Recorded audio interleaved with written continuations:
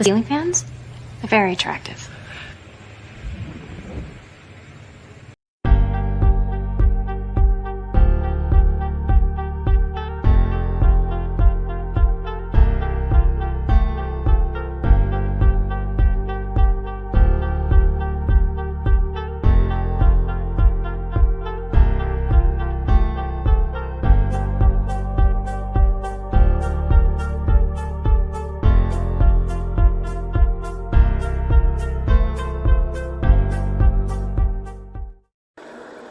Information's out there. All you have to do is let it in.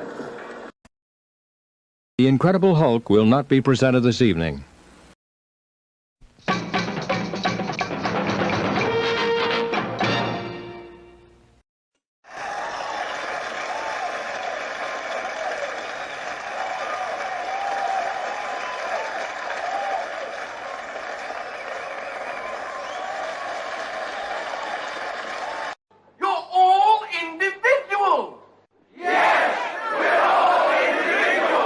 Clickety-click.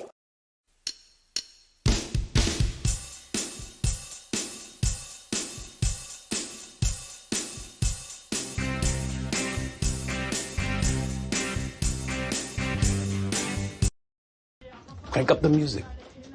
Keep an eye on the back. This presentation is provided to you to amuse or entertain and not to conform or inform. The content on this channel should not be used to replace professional, financial, medical, or legal advice. All footage taken and used from public sources falls under the fair use of the Digital Millennial Copyright Act of 1998. Therefore, no breach of privacy or copyright has been committed. This show is substantially sourced, not affiliated with any community, club, fraternity, or gang. Your cat may vary. I say, moo.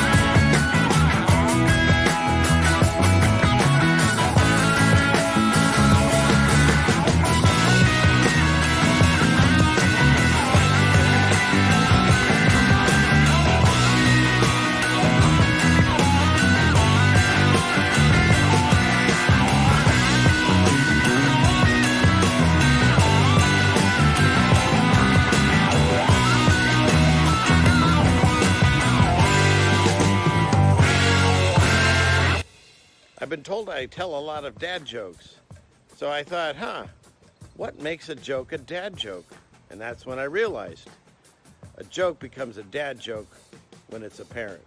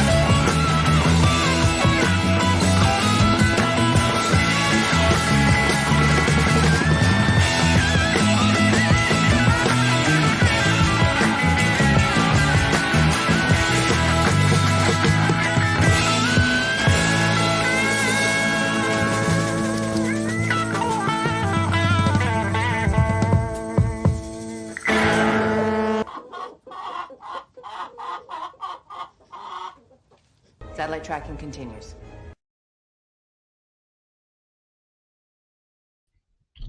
Wow. Wow. Hey, everybody. We did it again. It's Friday night. We're on the right side of the grass. Everyone, congratulations. So let's see. Might as well turn this thing on since the title of the show was, I feel like, how's that song go? Anyways, let's see. There's my buttons. Gotta hit the right button. Clickety click. All right, there you all are. Hey, good to be seen by y'all. We did it again, and we're here, and we decided to gather again. I don't know. I really don't know why you all keep showing up, other than the fact, where's my great actor? Here he is. I got nowhere else to go. I got nowhere else to go. So if that's you, if you resonate with that, well, welcome. That's why we're here. That's why I'm here. That's why you're here. And so when we all get together, here we are. And so here we are. I call that the Gen clip now. But welcome everyone. That's as the room filling in. We've got 60 wonderful people on YouTube. I'm doing my best to spin a lot of plates, and I'm on Rockfin, and I've got some people over there saying hi to you, and then I've got people over on Rumble. And to anyone that's not subscribed to my Rumble, I'm trying to build that up more. So it doesn't cost anything to join Rumble, just a few minutes of time. And then there's streams I can do there that I can't do on YouTube because of censorship and blah, blah, blah. And so I'm trying to build up that account over there too. And I've been told there's ads on that too, and I don't know where the money goes to because I'm not monetized over there, so I don't know. But anywhere you go, there's ads. Speaking of ads, let's see. What do I have here? I wanted to mention, tonight's show's, I think, most likely brought to you by Hindu Skittles, for those of us that know. Here it is. Thank you. I had a gal write to me, and she wrote a book about Mandela effects and the dilemma with the end. It's kind of funny in the Bible. I haven't had a chance to read it, but it looks fairly interesting. And she said that she mentioned some things like we're going to talk about tomorrow night. I have there's a lot to this story. How we have a second. I have a second. Who's we? I have a second show tomorrow night. Even though I said, I need to back away from this. I need to start doing a real job soon. But as far as this, what I decided was, what happened was I think it's all goes back to Trisha C. And she sent me a video of someone that heard Scott Watch that they say they really liked, and he wanted to do an interview with me. His name is Josh Mondays. And so he contacted me, and we're going to do a show together. I'm going to go on his show. I'll have to look at the date. I think it's the 1st. I think it's June 1st. But his show, I think, is a tape show that he premieres, because we're doing it I think it was, my choices were 5 in the morning and 9 at night. So I took the 9 at night one. So I don't know if that show's live or not. I guess we'll find out. But why I'm going there is I watched the video that Trisha had sent about this gentleman, and he's an interview show. He interviews everyone, and he interviewed this other gentleman named JT for JC, or JT follows JC. And so I'd never heard of that gentleman either. And lo and behold, not only is he talking about the same subject matter that I've kind of stumbled into, this are we past millennial reign in the short season, but he agreed to do a show with me, but due to scheduling things, he could only do it tomorrow, not today. So rather than just not do a show today, I'm going to do 2. But I'm really looking forward to continuing the conversation. This is where my research and we want to say the Holy Spirit is guiding me towards this new information, and we're picking apart this this onion to see what's in the layers of it. And I find it fascinating. And of course, I pissed off people again. I always seem to do that. So I have a new label. They call me preterist now. But they also have to add on that I'm a literalist because I literally believe the Bible. I'm a Christian because I believe in Jesus. I'm Jewish because I was born and raised that way and got bar mitzvahed. And so that makes me a Messianic Jew, I guess they say. And what else? I'm male, human, a lot of labels. They keep coming my way, and I, pack them on, because it doesn't really matter to me. Labels are for soup cans. And just because someone is looking into a topic and starting to question the old narratives doesn't mean that you should immediately slap labels on people. But because that to me is more of the, it's just more how the enemy uses us to make each other fight each other, because at the end of the day, if you've got two Christians and they're preaching that salvation through Jesus and the time is soon, it doesn't really matter where you fall on the timeline, unless, if I'm saying things like maybe the rapture, if there is one, already happened and you didn't get on it, and maybe the millennial reign was really fun, but we weren't there, and it seems to piss a lot of people off. But hey, I'm used to it. The Mel people got mad at me because I talked about God's judgment, but nobody seems to have any other explanation as to why all these buildings are messed up. Whatever cataclysm happened, what caused it, and how many were there, and how big was it, and how long ago, and it goes on and on and on. And so I'm just going to keep doing what I've always done. I'm just going to keep plugging along straight ahead, and this show will go wherever it goes. And people come and go, and I'll do shows with people here and there, but most of the time I'm finding that the only person that I seem to agree with 100% of the time, at least, well, maybe not 100% of the time, but maybe let's say 90% of the time, is myself. That's very true. Right? And he agrees. He does agree with me. And these guys do. They like what True. I say. Yep. Yeah, that's true. Yeah. So, but and that's the thing. I didn't even know all these terms until they started getting thrown at me, and I had to look them up. And yeah, and that's where I found out about that show I did with Jen that I called the was it dispensationalism, because that's what the church has done, and they threw in 2,000 years, and everyone went along with it, and I didn't know any better because I had no teaching. And so I feel that the reason that I'm more open to looking at this idea of piecing these puzzles together is because I don't have that stronghold. I don't have the church stronghold that forced it into me that this is all happening, and because I read it on my own. And so there's only one place that they even talk about the rapture, and there's a lot of people that's their big thing. And I understand nobody wants to go through any kind of crazy times. If they told you you're going to be in this, you'd rather say, is there any way out? And the rapture thing is a way out. Now, is it going to happen? Did it already happen? When is it going to happen? Who's going to be in it? I mean, again, I wouldn't even think that I'd be in it. I've done a lot of nice things for people, but it's kind of like a bold position to say I'm going. God makes that choice. So the way I look at it is this: my Jewish teachings is if it's nice, great, but I'm not banking on it, and I'm gonna continue to put on the full armor of God and wait it out as He says we can through tribulations. Couldn't wait. So that's where I'm going with, and it seems to upset people, but hey, everyone has their own channels. I just I don't need to be the poster child of preterism, because I haven't even studied the whole thing about it, and I don't really care to.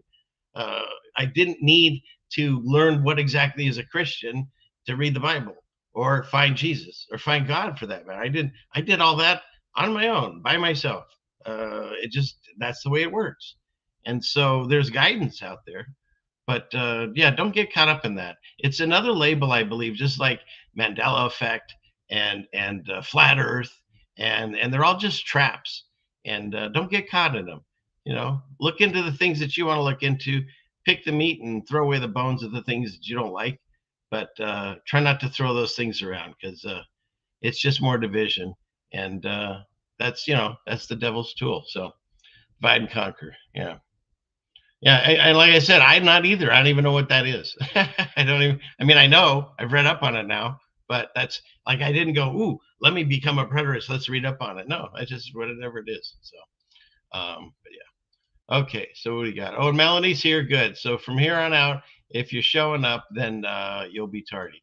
So let's try to be tardy. And yeah, and I'm gonna go over this. I did some of it on that show I did with Dave, but I can't wait to go over the same Bible passage and stuff with Joe JT because he's really well versed in it. And him and there's another gentleman he does shows with who does Alpha Talks, which is another channel that I find interesting. Some of the stuff they talk about on that channel. So yeah, so, okay. So where are we at here?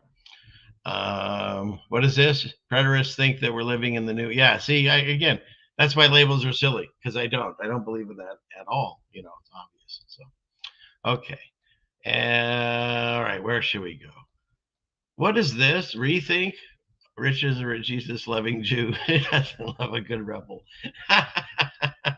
You're something else, man. You've been with me forever, it seems. Here you go. You get a rim shot for that. Okay. And that's like, I think, Rethink 15. I don't know what account he's on. He walks that thin line. Funny, piss people off. You know, I know it too. That's why he and I get along, I think. So, yes, I agree. Is it, what is this? Is it tardy to the party or a tardy party? It's both. It's both. So, okay. What do we have here?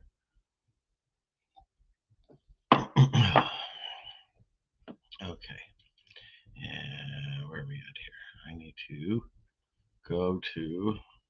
So okay, so that's tomorrow night's show. I'm gonna go over the short season, and tonight I threw some stuff together. There's stuff to talk about. I've got some funnies. I made a video that I threw on. There's so many different channels. Patreon. For the Patreon people over there, but I'll post it for on YouTube and Rockfin and Rumble and 1,000 other places soon. I think BitChute even throws my videos up, and I don't even know how they do that. I signed up that years ago. So, but in any case, hopefully I'm out there one of these days. I'll be out there. All right. So where should we go? So all right. So we have 88 people here. Don't forget, please like, share, and subscribe. And if you enjoy this show. There is a tip jar you can throw. The cash app is the best, but if you can't do that, there's many other ways you can do that if you are so inclined. Okay, and thank you to all my members. I'm not sure how I can show them, but I think they just show up as members. Yeah, they're green and have stars and stuff. And there's different levels to that, they tell me, but I have not set that up either. Again, I'm just trying to figure this all out and run my life here. And it gets busy. So, but okay. All right, let's see. Oh, did Gabby just get here? Okay, wait, you were here. Never mind. I'm trying to find out if there was anybody. Am I blurry? Is it the glasses? Melanie says that my glasses are. I just got new glasses, and they're nice glasses. They're nowhere near as thick as the other ones. Those other ones were cheap, I think. So there. Am I more in focus? Or maybe you need to clean your lens on your yeah. So, all right. So let's see. What can we do here? Let's start with. We'll go here. Clickety click. Oh, and I also wanted to give a shout out to Bill and his grandson. They said they're going to be watching tonight. And thank you, Bill. He's bought our soaps and seems to be enjoying it. So glad that you're here. And let's see. We'll go clickety click here. In here. Okay. Beyond. So this, and I have all kinds of people send me things, so I'm sorry. I don't remember. Woof. All right. That's enough down there. I forgot who actually sent me this. It's probably my new friend out here, but let's see. To something here. Did you know that underwater sea cables account for 99% of our communication? And we've talked about that here. That that proves that we're all still connected, because all the continents are connected underwater on the sea floor. Well, they do. And if we look at the map of underwater sea cables, we find something quite bizarre. Australia, South America, and Africa have no direct connecting cables apart from one. And so that's another thing that's very similar to the flight paths on the globe Earth versus the flat Earth model. Why is this bizarre? Well, let's take a look at the flat Earth map. These three continents are the furthest away from each other, so far away that it would be ridiculous to even connect them when they can run through the center of all continents. And what about the odd one out, the little bit of connecting cables from South America to Africa? Well, you see, if we look back at the flat Earth map, it actually shows that the two regions that connect this line of sea cables are extremely close at those 2 points. So it makes sense to have cables running through. This same concept goes for flight paths and emergency stops. Many of them don't make any sense on a globe Earth map, but make complete sense according to the flat Earth one. So, do the flat earthers have a valid point here, or are you still not convinced? Yet. And then he tagged on this thing at the end about satellites. Then you find out NASA owns 98% of the helium. And we've covered that. That's how I started this channel. I was looking into satellites. I'd seen that, what is it, that one conspiracy music guru, he used to do these cartoonish flat earth things. And he did one where he was flying around and talking about how satellites are fake and they're cartoons. And so I started researching satellites, and then I found out that NASA is like the largest consumer of helium. Find out NASA owns 98% of the helium. Then you find out all these satellites that crash have balloons attached to them. Then you can deduce they actually float these satellites up with balloons. It's that simple. If all these satellites are moving 17,500 miles an hour, some are moving this way, some are moving that way, it's common sense. There's 50,000 of them. They're supposed to hit each other eventually, but none of them hit each other. Come on, guys, wake up. And majority of all the and they also don't ever hit the ISS. So that's another thing. But yeah. And you know, it's supposed to basically, when you go high enough in the mountain ranges and stuff where you should be closer to the satellite, you lose your satellite reception. So, and radio reception, everything, phone reception, all goes out. Okay, what's next? And I'm bringing this up because there was someone that I met recently that said he was a Christian, but didn't believe in flat Earth. In fact, once again, he said some really nasty things because I said I believed in a flat Earth. And so I've been, continuing ringing this bell and saying, you're doing it wrong. You're actually, I think most people don't read the Bible, and I'm not like lambasting people. I'm saying overall, they don't. I think that was that survey that I talked about, was the last week, that said over 60%, it's probably higher, but they admitted to 60% of Christians don't read the Bible. And then, of course, it's way less for non-Christians, and some people were reading it just twice a year, which that's not even reading it. I don't know what that is. And I think most people, they have their favorite passages, or they read Psalms or things, or, just to to help them with situations, but they're actually not reading it all the way through. And I do. I listen to it when I'm doing other things, and I find it quite fascinating. And it's not, it doesn't go fast. I've been reading the book of Jasher, and I think I'm on the third book, and it's just fascinating stories, how they tie together. And so to people that are Christians but still don't believe in a flat earth, go back and read your scriptures, because there's a bunch of proof. I haven't checked all of these, but the ones I did, they all lined up. So screenshot it and spend some time looking at it if you feel I don't feel we're flying through space on a spinning ball anymore. That's just me. So let's see. Let me go to this thing. Where is it? Clickety click. We'll go over here. All right. Oh, shoot. I'm hitting the wrong button. So where'd it go? It's up here. Maybe. Here. Look, listen to the old me.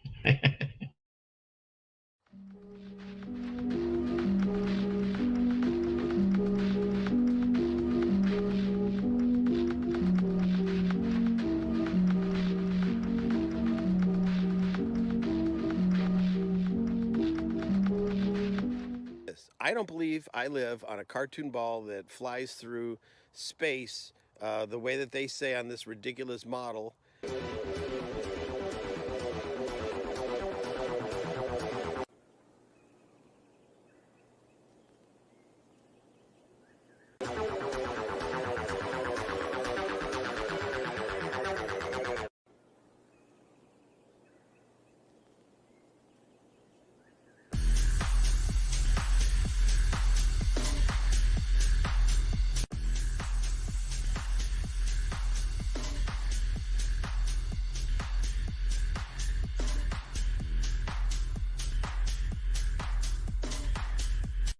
We need to all realize that we've been lied to.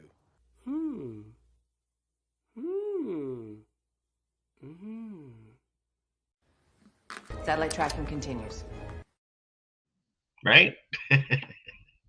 There's no evidence of that.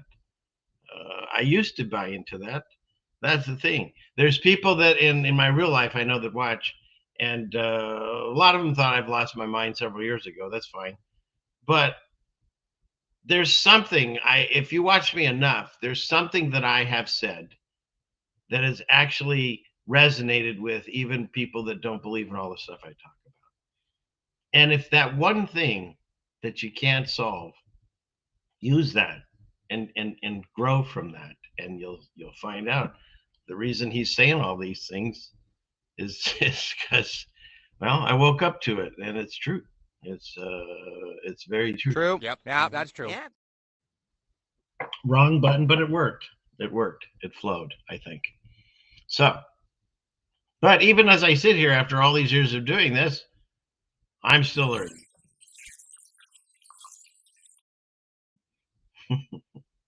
So to those that think that I've lost my mind, or I know it all, or I'm turned down the wrong path, I'm still learning, and you're not an expert at this, and neither am I. There are no experts.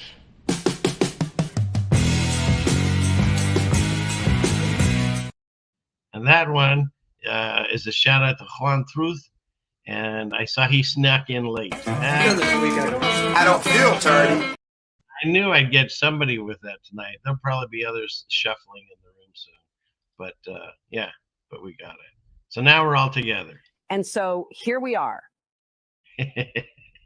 All right. So yeah, let's see who we can tick off tonight. Okay, so let's see, clickety click. We'll go here, and go back to here. Okay, so we covered that. We'll get rid of that. And this, I just had to say, oh, might as well, you know what, let me stop. Let me do this so we can do this officially. Because this is, I just want to show you the clown show that we're currently in. Breaking news with Ceiling Fan Man. Take it away, Ceiling Fan Man. Thank you, Ceiling Fan Man. This was actually, and I know it's in People, but it was a news story on whatever it is, Apple News and stuff. And I don't even want to cover the Met Gala. It's just, it's nonsense. It's a bunch of crazy weirdos playing even crazier weirdos and hoping people will pay attention. It's like punk rock was for me in the 80s. My friends and I, we listened to rock music, and then they all got into new wave, and I was like, all right, it's not bad. I can deal with this. They started dressing a little bit weird, and I was cool with it. And then they went to punk. And if you know anything about punk music, you go into someone's garage, and they would slam around and damn near kill each other. And I tried to hang with that for a little bit, And then one day, my best friend, he came to school and he had done it all, like the leather, the chains, the spiked collar, the spiked. He had the whole thing going on in the hair, and I just said, I can't. I tried, but I can't. And I went back to hanging out with people that listened to, the other handlers, the Stones, the Beatles, the usuals, Clapton, all that stuff. And so, where was I going with all this? Oh, so it's like that. Like they would dress up like that, and then people would stare at them, and then they get all angry and stare back like, what are you looking at? And it's like, well, isn't that what you wanted? Isn't that why you put all that on, was to be seen that way? And I see this the same, is they all dress in these weird dresses and crazy crap, just so people will watch it and talk about them and stroke their egos. Well, the only reason I brought this up is I thought this can't get any more or less of a news story than this. The fact that anyone even A, cares about Pamela Anderson anymore. B, the fact that she was apparently going around with no makeup, which I'm sure looked wonderful on her. And then C, it's a news story that she decided to start wearing it again. So I was just like, if you don't see that this is all just for your, oh, there she is. If you can't see that this is just a show, then I don't know what to say. Because and Jen, there's no feet, Jen. I can't check, but the hands are a little bit elongated, I must say. But in any case, the fact that this is a news story, there she is. That's her, no makeup. And again, there's nothing wrong with someone going no makeup. But if your entire life you represented yourself as, sort of this, not quite, but sort of this, to go to this, and then to say, okay, never mind, I'm going back to this. I don't know. I thought it was funny. The whole thing is ridiculous that it's even a news story. And but that's why I'm here. That's why you're here. And that's why we're all here. Where is she? And so here we are. Here we are. All right. What's next? This I couldn't have done this better. So I figured I'd just play this. This is this gentleman on Instagram, Acres of Adventure. And this I don't know, you tell me. Anybody that's bought chickens out there, see if this resonates with you. Before you go out and buy chicks, understand they may come with these side effects. Homeschool your kids, stop watching the news, starting a garden, raising your own meat, talk to chickens more than people, baking sourdough, being a conspiracy theorist, buying more chickens, using herbs as medicine, and loss of trust of the government, and much more. Before you go... Anyone? Bueller? Huh? Right? 100%. 100%. Yes. What do we all hear? Yeah. So yeah. You want to hear that again? Here, one more time for the people in the back. Go out and buy chicks, understand they may come with these side effects. Homeschool your kids, stop watching the news, starting a garden, raising your own meat, talk to chickens more than people, baking sourdough, being a conspiracy theorist, buying more chickens, using herbs as medicine, and loss of trust of the government, and much more. And much more. Yeah, it seems accurate, right? Yeah, it seems accurate, right? Church of C? Yeah, all the above, Breadstorm. Right. That's very true. Thank you, Melanie. It looks like Melanie threw out some memberships to people. That's very wonderful. You're a beautiful woman. And don't listen to all the false accusations and lies on the internet. It's sad that people attack you. If anybody has ever had the to know Melanie, she's an amazing creature. And thank you, Jesus, for Melanie. Okay, next. What do we got here? This one. This is how you do it. If you are having like a fight with an HOA, and I'm not recommending this, but this guy, he's at boss level trolling. So he got a thing from the homeowners association that they didn't like his boat parked on the driveway and he'd have to build a fence. So he did. And then he had an artist come out and paint a boat on the fence, right? That's 100% troll right there. So, yeah, I thought that was wonderful. All right, what's next? And this, if you are a mom, or maybe, is this thing not large enough? Let's look. That's what she said. How about that? Put me in the corner. Nobody puts ceiling fan man in the corner. Okay, maybe that's bigger. There, let's see. That work? I'm waiting. I'm catching up in the past. Yeah, that makes it a little bit easier to see. All right, so this one I like too. And some of this is just going to be this. I had fun today looking through some of these that I'd saved up for shows. And these are, if you ever watch Johnny Carson, whatever, or Dave Letterman, they'd always have a stack of jokes and stuff, and then they'd never get to them all. So these are the ones I couldn't get to on other shows. All right, here we go.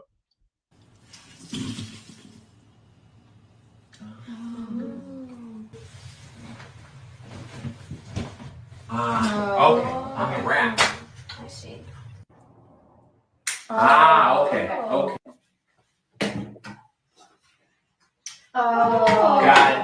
Got it. Oh, that's what that's for? So anyways, what do you think of that? I thought that was really good. Okay. Better, what is it? Better than gold. Your hit wife sent that down to you. Yeah, that's funny. Was that a joke or was it a hint? That's funny. So yeah, the B jokes. I wouldn't call them the B jokes because they were for the A show. Of course, the entire show is a C show, so you tell me. B would actually probably be going up, I guess. So yes. All right. But which way did you hang the TP? We're never going to solve that. No one has ever solved that. Although let's not get into this, I guess, but if you look at the patent, I think it's shown flap over. But the flap under people will probably get irritated at me saying that. But hey, throw that onto my list. So, okay, so we've got a Messianic Jew, Christian, literalist. Oh, someone called me Jehovah's Witness for a short minute. We could put that on there. Maybe it's like a side thing. Of course, then there's the new ones, preterist, and front flap toilet paper person. So if for keeping track, add that one to it. I'm a front top over flap toilet roll person. So, okay. It's solved in your house over. You know how we solved it in our house? It's really funny. I figured it out because I was the only one putting it on. So then, but that works because then I won't have to turn it around. It's actually better. So, but yeah, I'm a flap over. Okay, what do we have next? What is this? Still loading. I'm waiting for you. Oh, and this is my Elon segment. I'm not trying to beat up on these cars. They do it themselves. So they have this safety feature that you can't close it on. It'll bounce off of, if it hits, an object. Everybody's been waiting for this. The finger. Without further ado. That hurt just watching it. And no one was harmed in this incident other than his finger, but he got it out. But yeah, so there you go. I don't know who's still buying these things, but yeah, watch out, man. Don't. I saw one where they were testing it bulletproof and the bullets went through it, and I saw another one where when they brought it out on stage, then they hit it with like some kind of hammer or something to show you it was shatterproof, and it broke. And then, anyways, on and on and on. But there you go. What's next? There. Oh, and sure, that guy got hurt, but he looks like he's old enough to be like myself. Shout out to all the Gen X playground survivors. And if you're not sure what that means, you can see some of it because we didn't have just regular playground things to play with. That was called the human slingshot. And I've talked about that one before. That was that spinning thing. And if you were on it, you had two options. Hopefully someone would stop, but usually had that one really angry kid that would keep spinning it. And let me back it up, see if this will work. It did. Okay. Yeah. And this, of course, it's always rusty metal, right? And so if you were on it, you had to jump off. That was your only hope. And this actually looks nice. It's got a lot of grassy area. There were most of them that I had out in California were like dirt playgrounds or, just there was not a lot of grass to cushion the blow. And then, of course, you got the wooden ones, and they had splinters. And Rust at its finest. I mean, that was a great one. This was the baby swing. And basically the thing that made it safe was it had a chain guard across its front and between its legs. That was the baby safe chairs on the playground, right? Yeah, pebbles on the knee scraper. First experience with hellfire and brimstone, right? And if you had no chance, if you went up here and you didn't realize that the thing had been overheated, because these things got to, like literally a furnace, you were going through it because you had to get down. And if you were lucky, you could maybe jump off somewhere around here and save some of it. But yeah. Watch your step. I mean, these are all, none of these would, let's climb a rusty chain wall. And this one, of course, bonk, bonk, bonk, bone snap. I never went to the top of this, but I saw lots of kids get hurt that were on this thing. But yeah, I was not big on this one. 2 men enter, 1 man leaves. Giddy up. Yeah, those were cool. Let's see. The first lesson in trust and betrayal. 100%. That's what these things were. Terrible devices. And if that wasn't enough, that would happen. Oh, get up, you're fine. Cement to cushion your fall. There you go. Someone said they had pebbles and cement sometimes. Exactly. Plinko all the way down to the floor. Yeah, arm breaker 3000. We hit the ground like a champ. I didn't have anything like that. But these things are crazy. Everyone had this kind of like stuff and it blisters for days, but those were fun. That was like probably the least amount of damage I think you could do to yourself, I would think. And 3rd degree burner. Yeah, there we go. That looks like a hamster wheel. Of course, everything's rusty metal. You know, they were sturdy monkey rings. I remember those things. How about that? We had these tires that you could sit in, but always had standing water, and it either had mosquitoes or sometimes it even had bees in it. So that was always fun. Who needs anchors, right? The nose bleeder, because you would smack yourself in the face with this thing. Only happens once, though. What could possibly go wrong, right? This was in the 90s also. They didn't start changing this until after that, I guess. Then everything became plastic and rubber. No bark chips there. No, that kid's in for it. And there was also really no supervision through any of that, too. They just sent you out on the playground, and it was kind of like, what's that, Mad Max Thunderdome, you know? They just enter, and whoever came back, came back. Okay. Oh, my pillow's upside down. That should poop at me. There. Still upside down. All right. What's next? Let's get rid of that. And one more for those of us that are enjoying the walk down nostalgia lane. Check this out.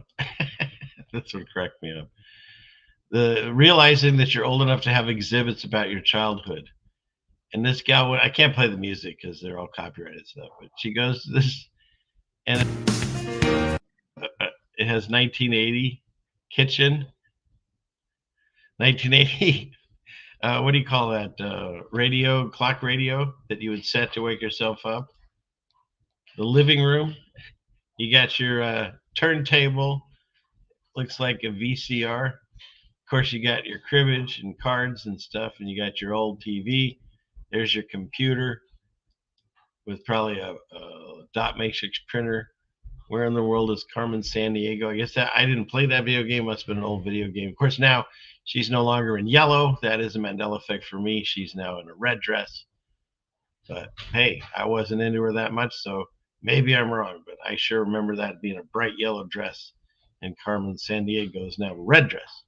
And what's that? Is that it? That's it. So, all right. All right, one more for those of us that have siblings.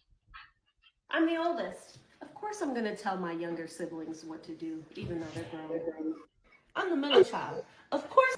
I'm the youngest. Of course I never needed McDonald's money to eat at McDonald's. I'm the oldest. Of course I don't know what hand-me-downs are. I'm the middle child. I'm the youngest. Of course I got away with everything. I'm the oldest. Of course I had the strictest version of our parents. I'm the youngest. Of course I'm the favorite. I'm the oldest. Of course I was the built-in babysitter. I'm the youngest. Of course I snitched on my older siblings. Oh shoot! Anybody better than gold? That was funny, right? I honestly, the absolute my favorite is the middle child, and how each time that they came to the middle child, they should less and less. So you didn't even see it, but yeah, that's really facts on the middle child, right? Wasn't that the best? Yeah. So, oh, did Carrie just show up here? Okay, well, let's first see. You relate to the middle child. So, let's see. Just have a. Okay. So what do we got? You got all the hand-me-downs. So, okay. Oh, you're the oldest of four, so you had all the beginning. Yeah, right. So, and you're the oldest. And you were having flashbacks of the middle child. Nice. Pants on, did you just get here? The reason you're so late is your pants are on the ground. You know, I don't feel dirty. I don't feel dirty. All right. Yeah, right. So, okay. A lot of middle children here. That's fantastic. So, let's see. I'm the first born child. Oh wow, look at that. Okay. You were the first child and grandchild, and you were spoiled. Oh, well, that didn't. Usually, it's the youngest. So good for you, Ronald Lee. So okay. Oh my goodness, oldest of 7. It's getting crazy in here. I only had one brother to deal with, or he had to deal with me. So okay. This can go on and on and on. Another 7. Look at this. Another 7. Look at that. Yeah. So nice. Okay. Let's see. Let me get through some more of these things here, and then we'll get into some of our topic. Because the reason I even came up with this was there was someone that wrote in the comment section about my video on why I feel another reason why I feel that we're in the short season or little season of Satan is because of the massive deception we're under. And I put this little thing together of all the different deceptions. You saw this, if not, here it is.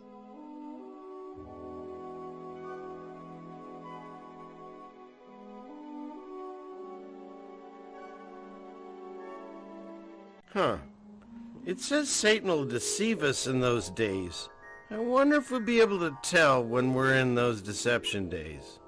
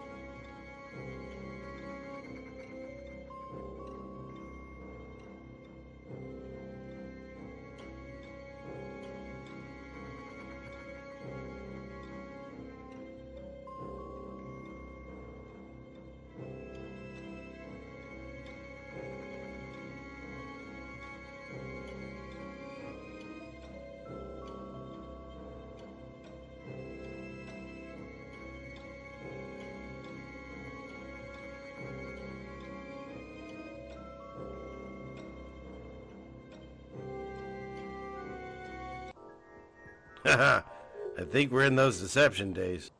Satellite tracking continues.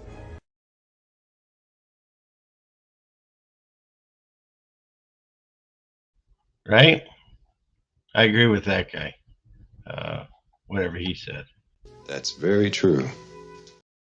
So, and we're going to talk about that more tomorrow night. But as far as is that, one of the things that was on the list that someone wrote to me and said, what do you mean birds? And so I'd done shows a long time ago about my ideas on birds. And those are some of the ones I had to put private or take down because YouTube got all weird and started like slamming people for old shows. And so I'll probably have to revisit it again. But basically my breakdown is this. I'm not saying all birds. I'm saying if you were God and you had to remember, there's a third of the angels fell, but that means 2/3 are still working with God. And if you were to have a ton of angels flying around here, people would freak out because some of these angels aren't so pretty. A lot of eyes and wheels and crazy amount of faces and stuff. And so I think that a lot of that's in Ezekiel's visions. It's pretty crazy stuff he sees. I need more coffee. And well, that sounds nice. All right. So a way that you could hide an army of angels in plain sight would be birds. Most people don't even acknowledge birds are out there. They don't look up. That's proven.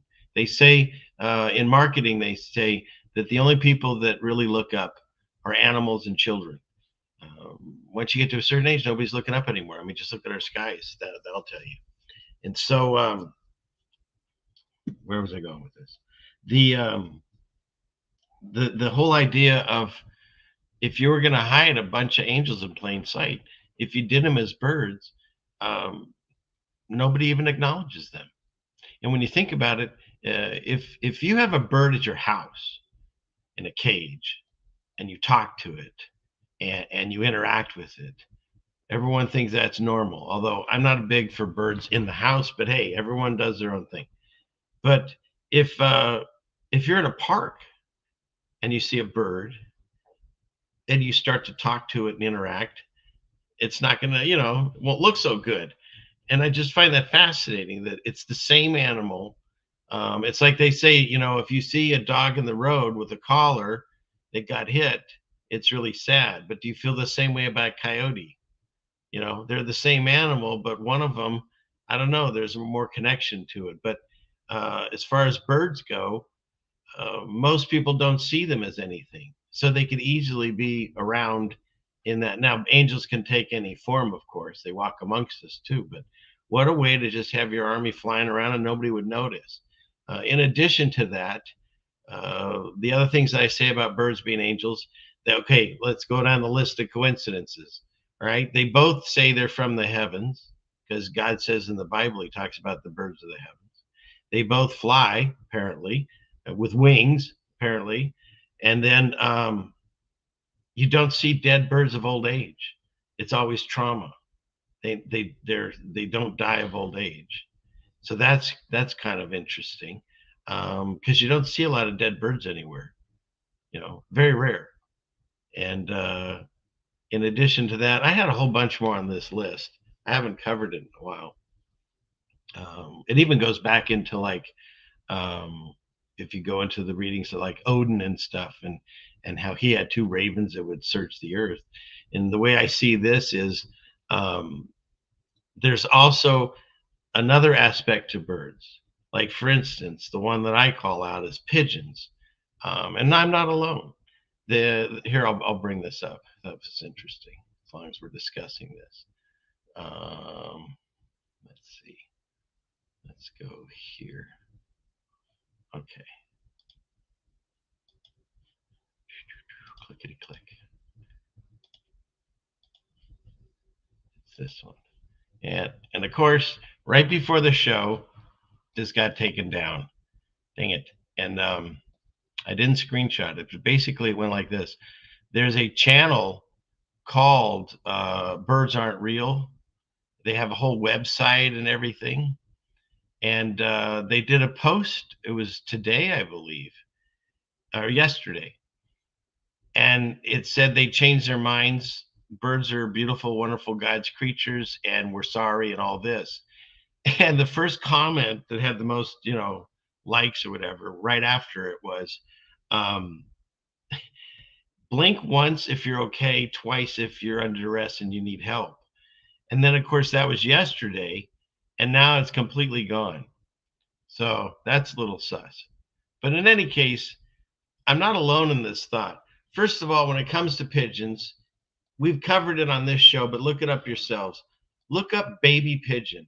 They don't even look real. And then you can't find any baby pigeons. You can't find any pigeon eggs or nests. And why? Here's the story. The backstory of it is they build their nests so high up in the skyscrapers and stuff, nobody can see them. The eggs and the baby pigeons stay in the nest until they're basically full grown, and then they leave. And that's why you never see eggs or baby pigeons. That's the story, and they're sticking to it. In addition to that, they're always mostly in the cities, right? It's just very sus. And I'm not the only one that says that pigeons have been used as spies and drones. Here you've got, this is an actual news story by one of the 3-letter agencies. And this is what they want you to believe. Back in, I think this was in World War I, they said that they were supposedly tying cameras onto pigeons. That looks like a really nasty looking pigeon. I mean, it's been through a war, it looks like. So yeah, so that's not a pigeon. Well, it is, but with a camera. That's what they want you to believe, what they did. And then, of course, this story we've covered. It's one of my favorites. It's when they tortured this cat and they put all kinds of like electronics and stuff in it, so it would walk around and like get what do you call it, secrets and stuff, because it could go in rooms and stuff and no one would suspect it. But as soon as they released it, it ran across the street and got hit by a car and died. So it never actually got to do its mission. But these are all things you can look up.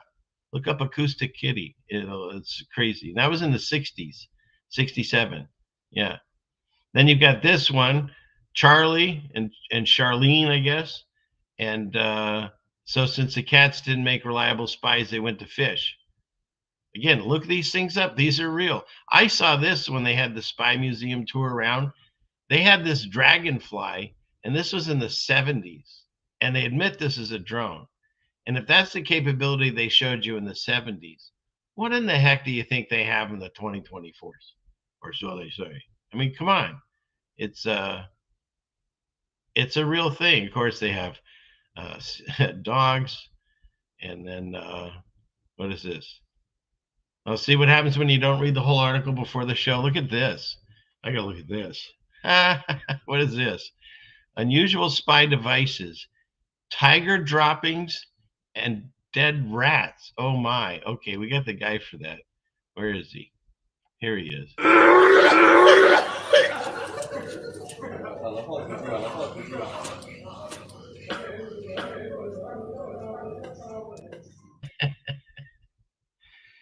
What in the literal F? What does this say? The next two inventions are admittedly a little odd, but they highlight how the remnants, okay. During Vietnam War, okay, so tigers.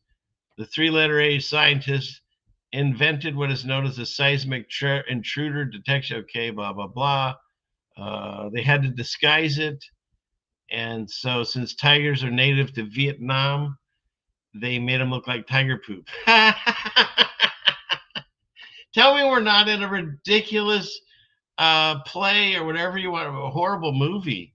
You were saying I had B-rated jokes? Come on. They made listening devices look like tiger shit. Come on, people. This is insane. All right, so what is this? The detected people and counted vibrations made by passing people, vehicles, and animals. And then they get coded impulses. Okay. And then what is this? The same philosophy,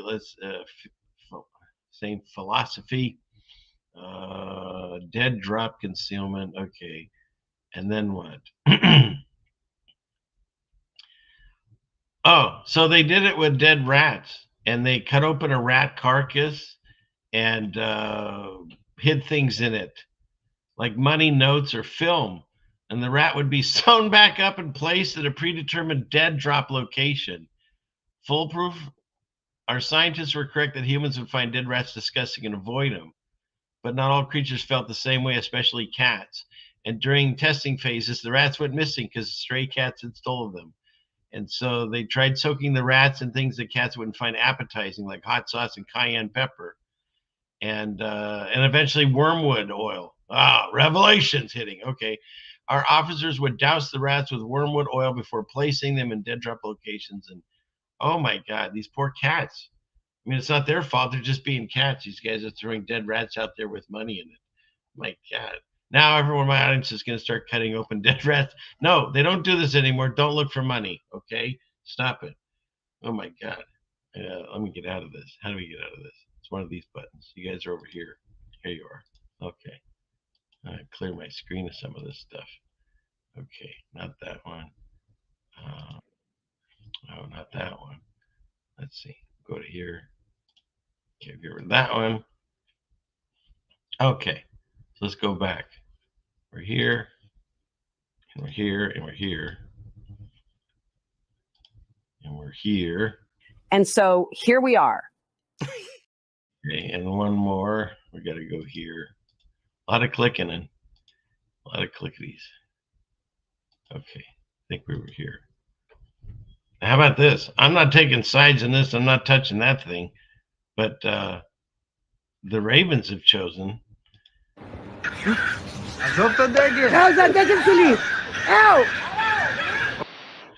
don't know. Maybe they know that that's the Star Brim fan, and now what it says it is. Remember my whole story about birds possibly being angels? I don't know. But that's written about. That flag is not what they say it is. That flag is the Star Brim fan written about in the Bible. So there's that. Pretty interesting. So there's your birds. And but wait, I had more on the birds. Yeah, here we go. This is an actual fake photo. In 1917 to 1918, these are the cameras that they put on these pigeons to do these covert operations. Right? Look at that. Face only a mother could love. It looks pretty sus to me. All right. So then you got, that was that. And then this is the Pigeons Aren't Real website they actually have. And you can see they've updated the pigeon. And I find it interesting because, you know, birds sit on these damn electrical wires and they talk about how they're charging stations. I don't know. I can't guarantee any of this. I'm just saying they're sus. There's a lot of susness about pigeons and other birds. And more importantly than pigeons now is these damn bears. These panda bears. I mean, come on. How do these things, whatever they are, how do they exist in real life? They don't. They're only in zoos. These things could not, they could not survive on their own. I mean, look at this. It looks like a guy falling out of a chair. Just saying. I'm not even saying it is. But, I mean, come on. Look at this one. This one's really ridiculous. But why would you even put this? Why would you put this in there, knowing that they're very mentally not there? There's something wrong with these things, whatever they are. This is not right, you know. And if they are an animal that's not a dude in a suit, sometimes they are, sometimes they're dogs. It's maybe a crime area, whatever you call those things, because they already said China was experimenting with like that in the days of Noah. Some kind of weird. Look at that. Come on. This thing would not make it a day outside someone feeding him. And they say all they eat is bamboo, and they need to eat like a ton a day. Wherever they live would be farmed out right away because all they do is eat and crap and sleep. And so here we go again. And here we are. This just came out 3 days ago. What happened? They got caught again. What did they do? They painted chows and they passed them off as pandas in the zoo. I'm not making this up. Look, it's right there. You can see the chow tail all day long. So there you go. It's still happening. It's very sus. The fact that you have these weird creatures that there's no way they could exist on their own. And then you have all the fakery that is proven. Oh, we can't do the music. Look at it. There's no way. I'm sorry, these things, and whatever they are, there's no way they would exist in nature. It's no wonder they like having them at the zoo. It's like watching a traffic accident all day long. Oh, man. So that's why they made the list of deception. And I wasn't even a bird or fake or panda or fake kind of guy. Oh, add that to my list with preterism and what was the other one we had tonight?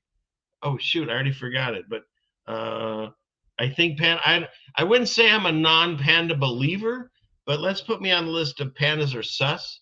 So I guess if you want to say I'm a partial non-panda believer, I'm still not 100% on the dogma or the bearma of pandas. And so I'm sure eventually we'll find a book that someone has written about this, probably in the 1800s, where they thought pandas were sus.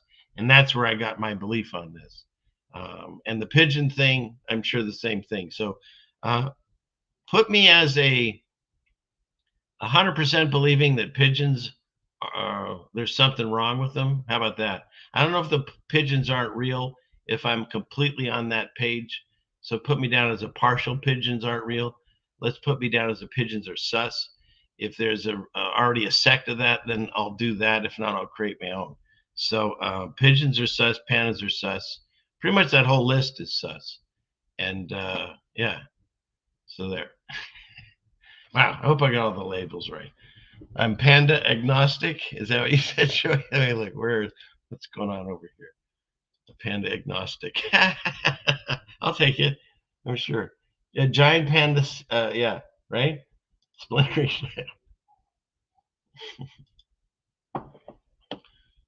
Right? Maybe like a genetic manipulation. I don't know. It's just sus. We'll just say that. We'll say sus. If you're in a crappy mood, watch drunk pandas.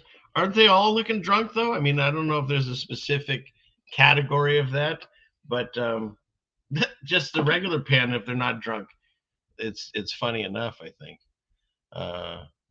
Panda lives matter.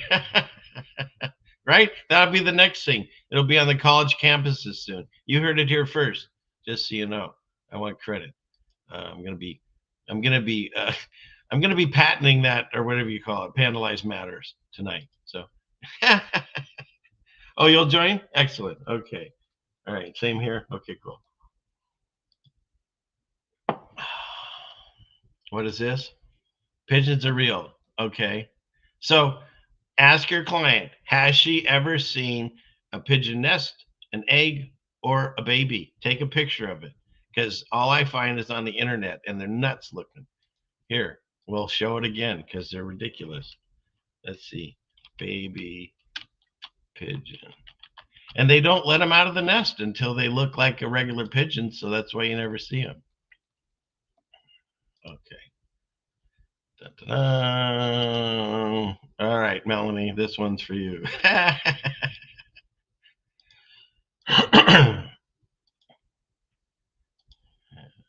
There you go. Baby pigeon. Sure it is. Look at these things. Come on. It looks like they were making Yoda, and they had that, and they're like, hey, we'll take that. We can use that. So yeah, so these things stay in the nest along with the eggs, where you can never find them until they look like this. So you look at his eye. If that's not sus, look at that. And they have these dead eyes. I'm just saying, it's not normal. It's not natural. There's something sus. So what did you call me?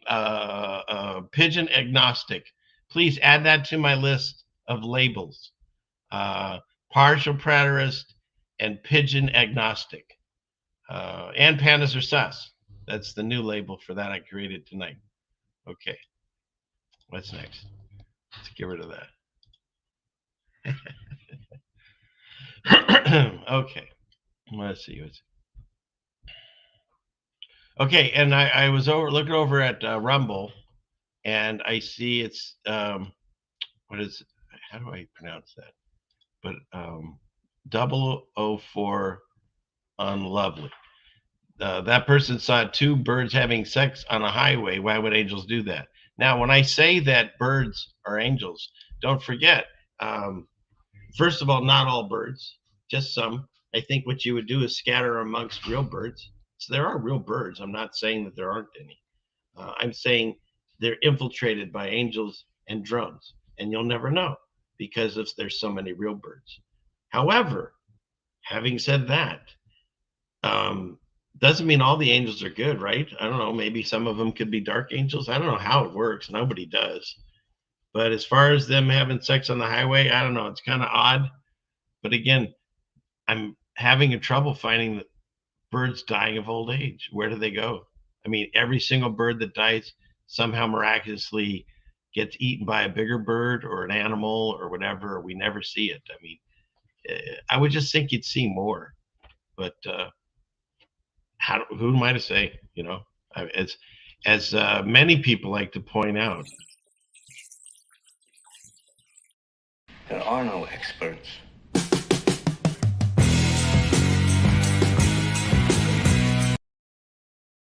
all right? But you want to come here and you want to tell me that all birds are fake? Well, Bullshit! yeah, that put me on that list. Bullshit. No, some of them are, and I'll fight to the end saying that. So there.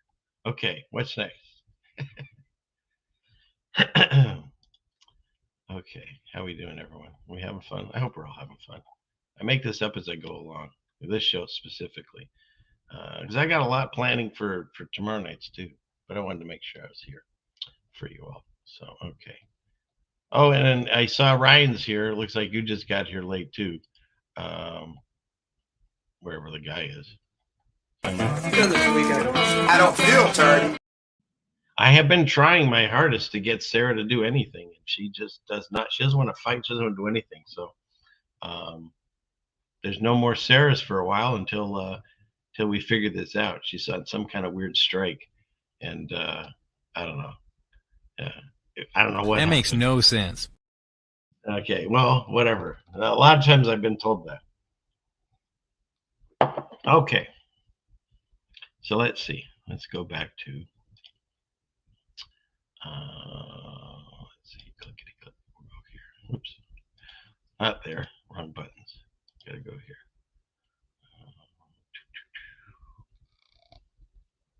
Look at this. Okay, I saw these just appeared over on. There's a super chat area, so thank you. We talked about Melanie and Trisha C. 3 months, so thank you.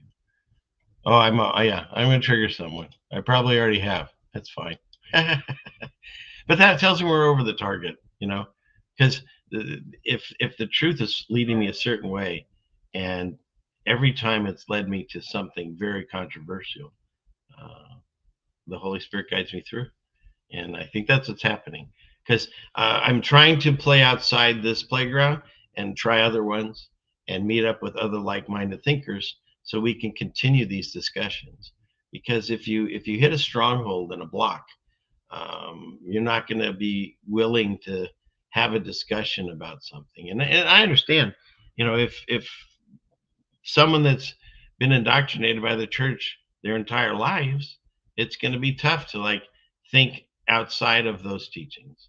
And I had the blessing of not having that, I guess, that I'm learning as I go along. And do I make mistakes here and there? Absolutely. Do I feel I'm making a mistake here? Too many things are lining up for me. And hopefully I'll plead my case tomorrow and see where I line up with JT tomorrow, because I think it's a really important discussion to have right now. Okay. What's next? Go here, clickety click. Here and here. And here and here. Okay, so we covered that. Oh, this. Do you leave your bedroom door open when you sleep? Your bedroom door open when you sleep? Experts say it's better to leave it open.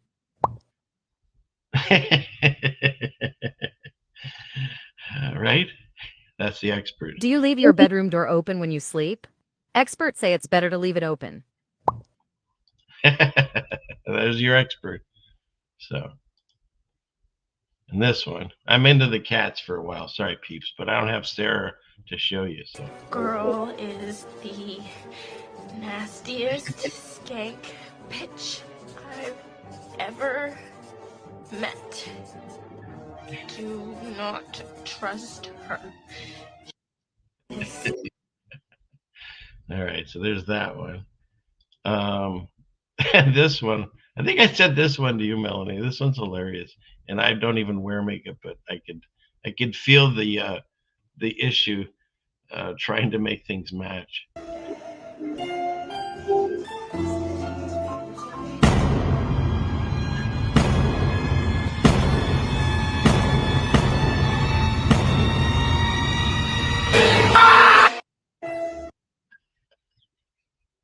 Is it just me? Sorry to snort, but that ending is what kills me.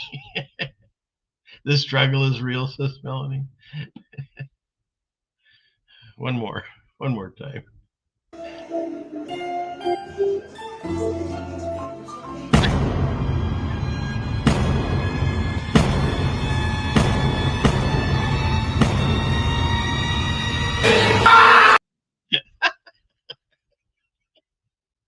I'm sorry, peeps. I find that, oh, good. Oh, you're all laughing. Oh, good. Yeah, it's creepy but funny at the same time, isn't it? Yeah, it's too much. Too much. So, and again, I blame Melanie for this. The only reason I even have Instagram, basically, I had a page a long time ago, and I still have it, I guess. I don't post anything there, but I use it because Melanie sends me Instagrams. You can only watch it if you have Instagram. And then, of course, like anything else, you flip, and next thing you know, you got cat videos and crazy makeup ones. But that one's hilarious. Okay, what's this? Oh, and I have a meme that I used in a video. I made a few more music videos. I'll post them soon. And one of them was vote harder, because don't forget, this goes on. This still goes on for whatever reason at Bohemian Grove. And these are photos from 1906 to 1909. Let's see. I think you can do it this way and just see the photos. Yeah. No, maybe not. Make it so. No, I guess not. You just got to go this way. So all your leaders, your heads of state, they all go here. They do this. They do this crazy ritual and burn this giant owl, which represents Moloch, they say, which is another name for, Satan or whatever. And he was the god of baby sacrifices, and that we call that Planned Parenthood now. But that's what this was, and still is to this day. They still go here, do some crazy rituals and stuff. And these are your politicians and your heads of state and stuff. So I truly believe that once you get past the local level, they're all selected. You can't vote someone in, because how are you going to vote someone in when they're doing this? So anyways, for those of you that are still thinking that politics, you can vote your way out of it. They all go to this. Skull and bones, the whole bit. It's all tied together. It's really nasty, nasty. They used to do this all underground, and now it's getting Satan's little season. It's all coming out in the open because no one cares anymore. We're so completely indoctrinated, no one cares. There's a very small percentage of people that are actually watching these type of channels of the regular population. And of that, obviously, we're fighting amongst each other too. It's all by design. But so what's this? And that's the other thing too. Like any of these discussions that I have or other channels have about these things, about the handlers, the controllers, what they're planning on doing, this, that, and the other. If you don't have faith, if you haven't found Jesus, if you don't have God in your life, I don't know how you get through some of these things. You watch some of these channels, and is whatever great information they have, a lot of it sounds either fear or depressing or a combination of both. And so if you don't have faith or you don't believe in God, then I can see how it'd be very scary times. And so that's the thing. That's where faith does come in. When you make that connection, and it's so easy to do. I'm not special. Only to God I'm special. But it's so easy to make that connection. And then once you have it, then you don't fear these things. And so I don't even fear if I'm in error. If there's a rapture coming and somehow he tapped me and I'm gone and I show up in rapture, I'll be like, oh, you guys, I was wrong. I mean, what's the worst? You know? And if I wasn't found qualified enough to do that, or it already happened or something, at least I'm prepared. I'm armored up. I'm with God, and I'll continue to do this message, even at my own, peril, whatever you want to say, at the loss of people that don't want to listen to this message right now, or, worry about me that I've lost it. So I still feel in my heart I have to do this, and I'll continue to do this until God tells me something else. So what's this? Oh, thank you. What do we have? How do I post this? Why isn't this working? Where to go? All the way down here. Thank you very much. I don't know. It says super sticker because I have this old system here. What does this say? It said something else, but thank you very much. Oh, here it says a membership. I don't know, but thank you. Any support, I appreciate. It is very helpful. The other things that I get a lot of people writing me and asking questions or just notes of good cheer. And I don't think the audience, you'll ever know how much that means to people, not just content creators, but other people in the chat and stuff. Everyone's going through things like always, and you're going to have ups and downs and good days and bad days. And when you get that message that someone sent you and that God made sure was in your inbox that day, it can change your entire day. And so God bless you, the people that do interact, write, whatever you want. And and I will chastise the audience. So I ran out of openings. Nobody did any more. So it's just my voice now. And if you want to read the disclaimer, after the show, I'll repost it in my my YouTube channel. So if you want to read the disclaimer, I'll put your voice on it if you want. It's a fun way to interact. So, but yeah, okay. So let's see, where are we at here? Let me scroll down. Oh, there. And then there's this one. Thank you. That's very sweet of you. Excellent. Then when, right? Is that how we say that? Then when? We. Who's we? That's how I say it. Oh, thank you. You're very sweet. So, and someone was, I don't know what the conversation here is about cardinals, but someone asked me about cardinals in one of the comments. I don't know much about cardinals. So, you put me down as cardinal curious on my list when you're adding labels to me. Cardinal curious.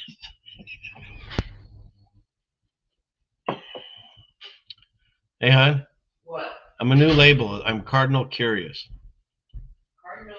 Yeah, I don't know about cardinals. Someone's asked about cardinals. I'll have to check into it.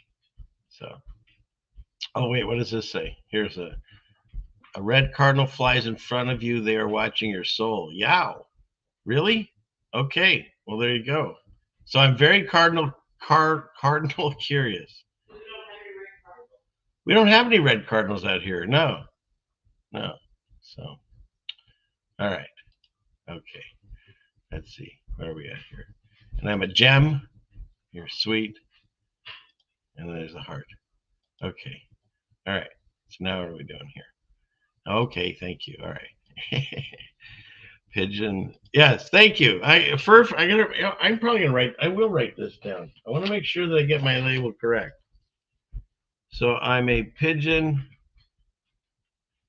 agnostic cardinal curious. Cardinal curious. Oh, and Panda sus. I don't know if that's how you say that, but I'll put that. Panda sus. Okay. Sweet. Partial panda sus, I guess. Partial preterist, partial panda sus. Okay. Let's see. Next. Oh, watch out, Joy. See, you got a pair in your heart. So, cardinals or nuns? Let's see. Yes, the cup matches the pillow, right? And the carpet and the drapes. All right, what's next? Okay. You guys hadn't had any of those in a while, so there you go. Okay. So let's see. Yeah, Panda says. Panda skeptic. Oh, I like that. We'll try that. Panda skeptic. I guess it depends on the audience. If I'm talking to a younger crowd, I'll probably say sus, you know. So, all right. Bird and bird self. Bird and birds. I'm not sure what you're saying there, but a lot of times it's a hit or miss. Okay. So what's next? And you know what? See, that's the thing. You saw one. I had one when I first started doing this channel. It was a robin. And every morning when I go to let the chickens out, we just finished our coop. And he was at the top of this tree that was behind the chicken coop. And he'd sing this song in the morning. And I started calling him Chuck. And I'd say, "What's up, Chuck?" That's why I called him that. And he would sing to me. And I would, you know, have some interaction. And then he left one day. So they do stick around. We have two ravens that live behind us here. And they keep an eye on everything. They keep all the big birds away, like the eagles and the... I just realized Tom Foos is sitting next to me this whole show. He's watching me right now. So, yeah. Oh, no, you're getting drops all the time. So, yeah. All right. Okay. And that's the other thing, you know, why was I talking about this as, where is it? Do I have it on here? Yeah, I do. Why that we're constantly being watched. I'm not just talking crazy talk, like birds and stuff are watching you. They are. Tom Foos is watching you. But then this came about. This is an actual commercial, a couple of them. Because these things were super popular and still are, these Ring cameras. And they're starting to say, not only is it a good idea to have it for like issues around your house or your packages, but here's showing they had their first date in front of a Ring camera. And then 2 years later, they got married and walked through their Ring camera that, of course, is recording everything that goes on in their house. And then I thought they were bringing home a child, but, you know, same thing. They brought home a dog. And the Ring cameras and the cameras in their house captured all these moments. And, you know, they've already got phones in everyone's hands that were taking thousands of pictures. Now they're encouraging people to buy more cameras for their house so you don't miss out on like all these moments. And these are actual commercials. We're having a taco night. And who's dancing in front of your cameras? You know what I mean? The Amazon person. I mean, we're just making it, oh, it's exciting. We got to have more cameras and more cameras and more cameras. This is the moment she got into college. No way. You know, it's like how they say the revolution won't be televised. It's going to be on all these things, and they're going to have receipts. You know how everybody nowadays says, bring the receipts. We're going to pay for it. We already are.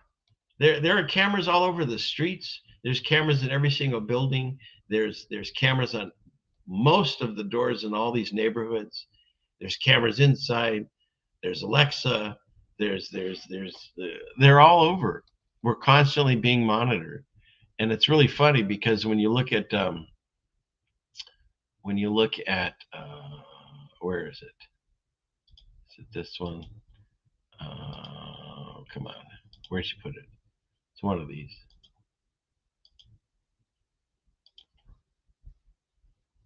Yeah, here it is. We'll go there. We'll go clickety click. And that's why it's funny. You say, oh, he's a conspiracy theorist. He talks about this, that, and the other. But then meanwhile, you got something like this, where in the 1960s. I better watch what I say or the government might wiretap my house. People today, Hey, Wiretap, what temperature do I need to cook chicken at and for how long? People in the... Right? We no longer, it's not a conspiracy theorist that they're listening. We pay for it now.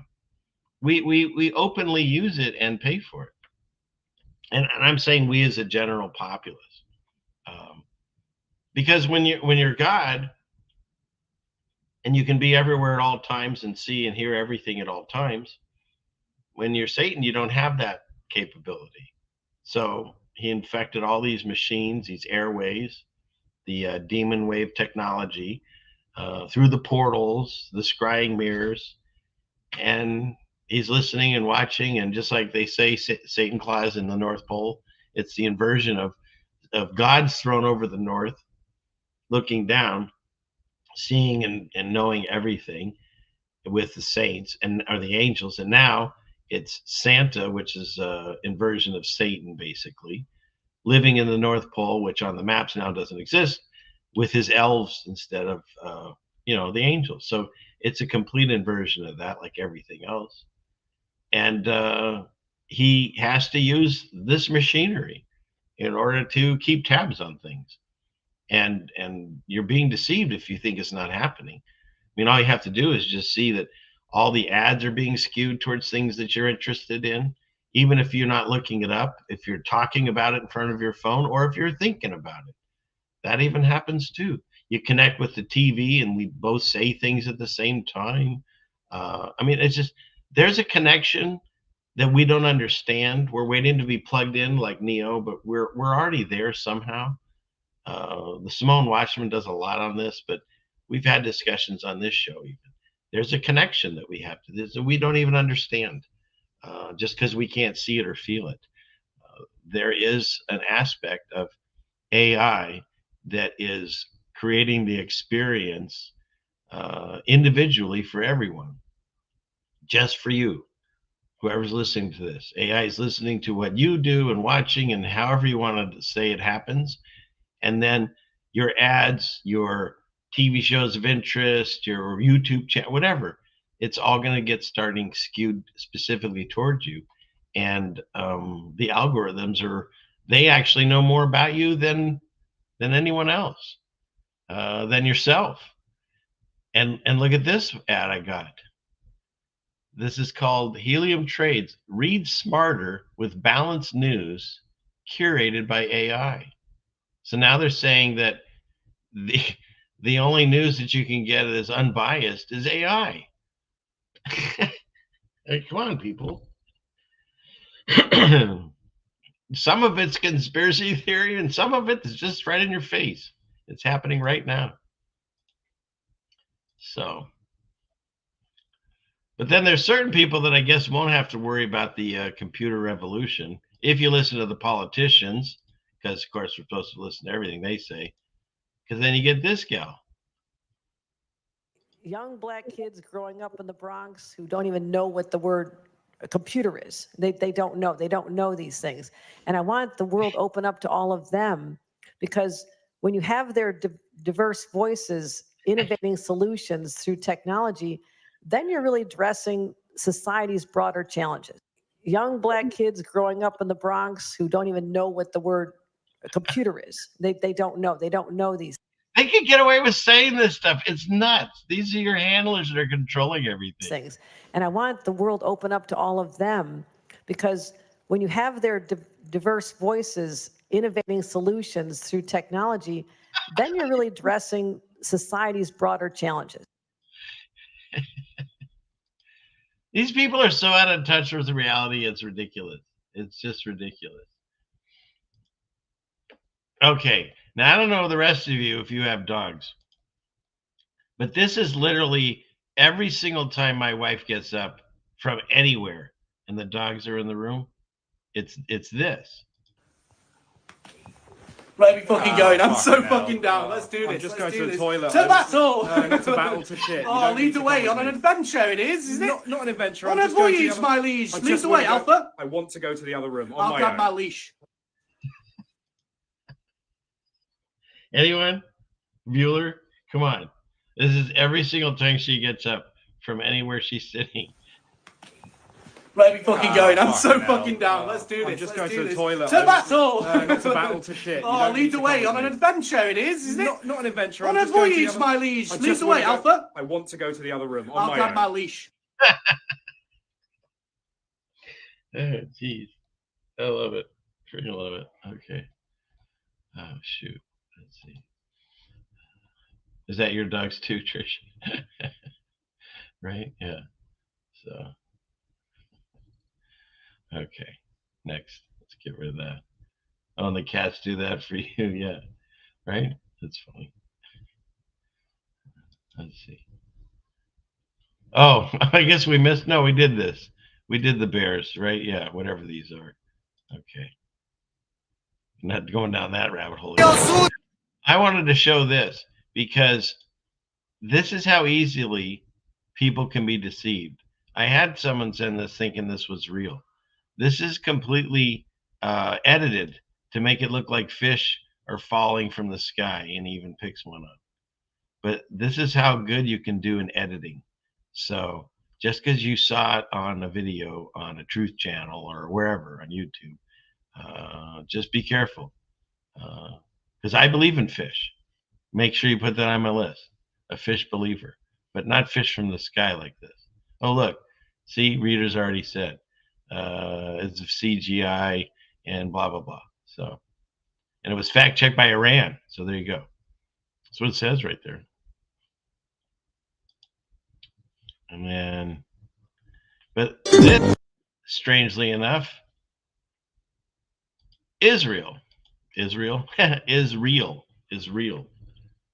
This was in, I think it was over at Disney World in France. I don't see how you can't see this. They just must be blind to it. There must be some kind of blinding over your eyes if you can't see this yet. Because there's a lot of people that won't see this.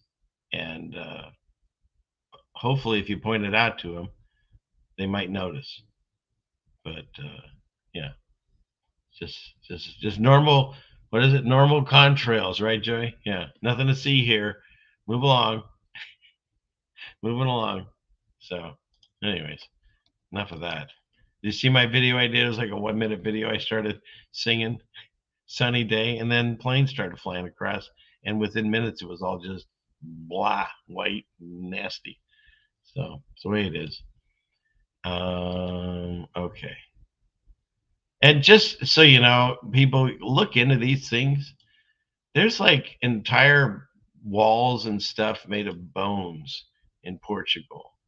And so if there wasn't some kind of gigantic reset, revelation, whatever, where are all these bones coming from and why did they use them? You can go down a ton of rabbit holes. They never really give you an exact reason. There's just guesses and discussions, but none of it makes sense.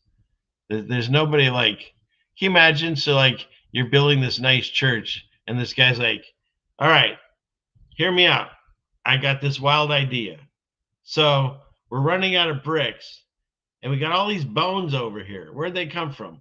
Hey, just like the military, don't ask, don't tell. But we got all these extra bones. Would you mind if we just built this entire church out of bones? And they're like, sounds good to me. Fire it up. And then you get the bony church.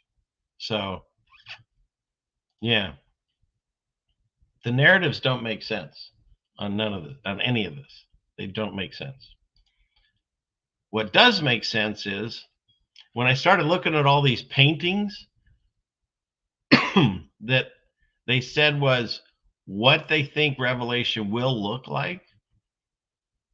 And then you start realizing maybe they just painted what they saw happen, not what they were thinking they were going to see happen. Maybe that's all these are. Just like anything else, it's a recorded history of what happened. And for people that are still the church dispensationalists that say that there's no evidence of revelation.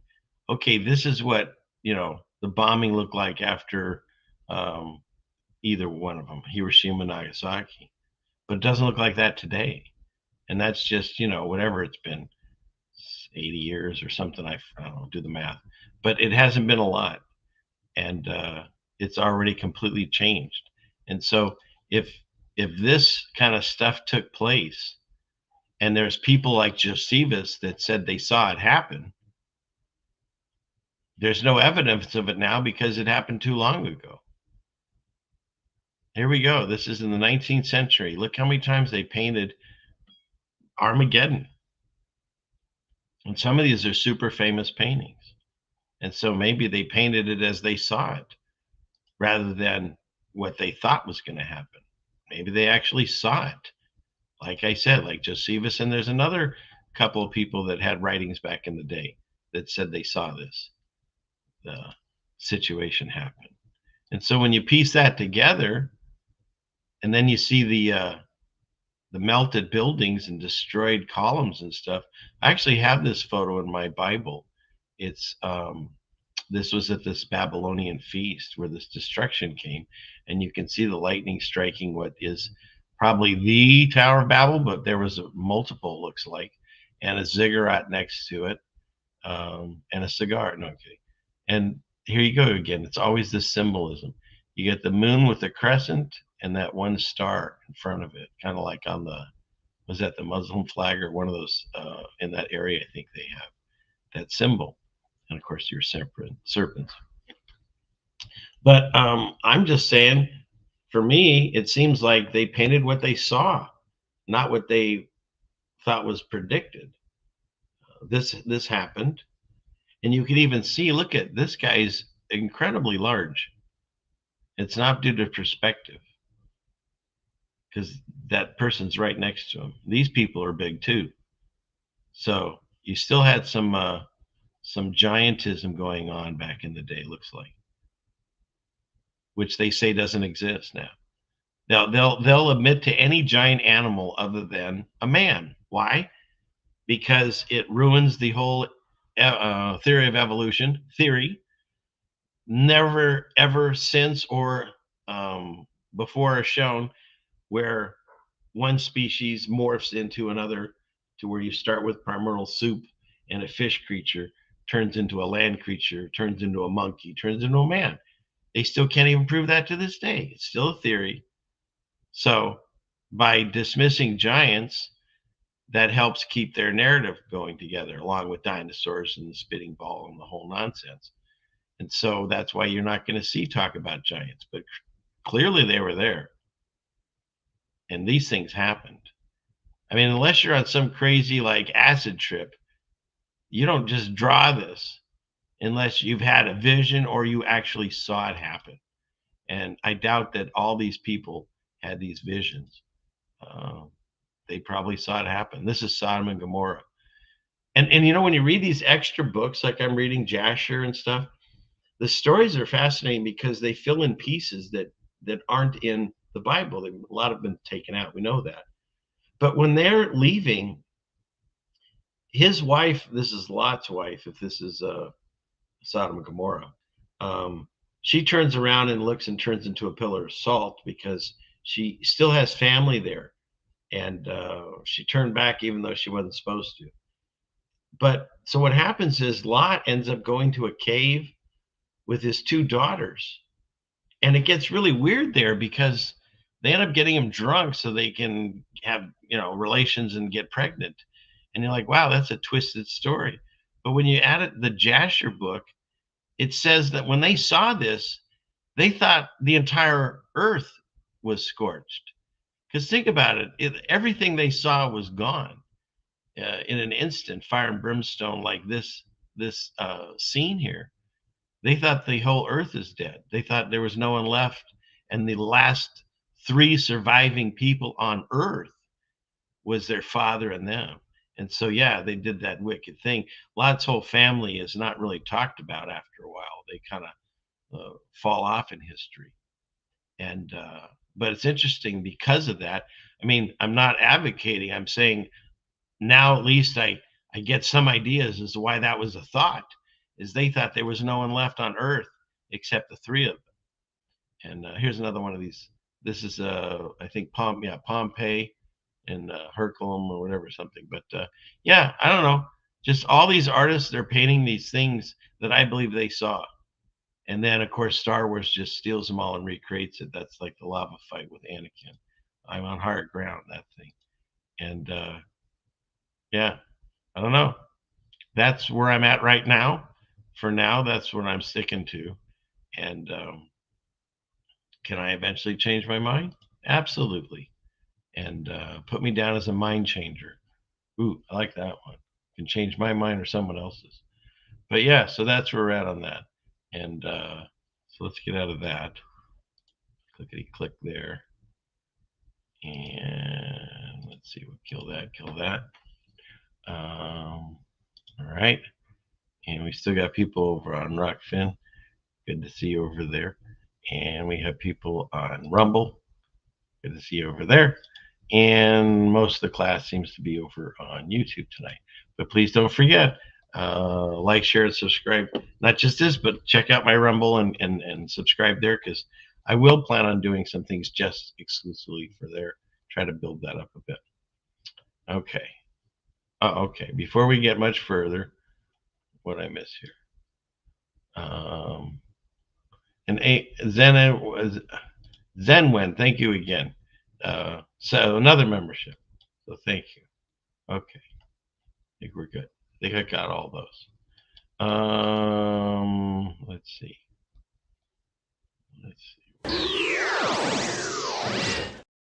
Oh, I know. That was the wrong button. There's people that come here just for this.